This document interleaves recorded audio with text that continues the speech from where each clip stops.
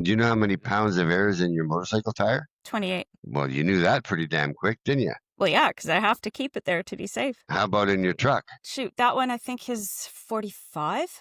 I'd have to look at the tire wall again. Okay.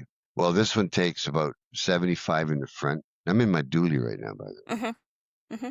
Dodge Ram 3500, 6.7 Cummins, 6-speed manual transmission, built Ram tough. I'm a truck. Yeah, I'm a truck. Yeah. But yeah, so I've been cruising around on this. This thing has got 611,000 miles, so it's Wow. almost a million kilometers. Getting up there a little bit. I am. I've driven a few miles in this truck.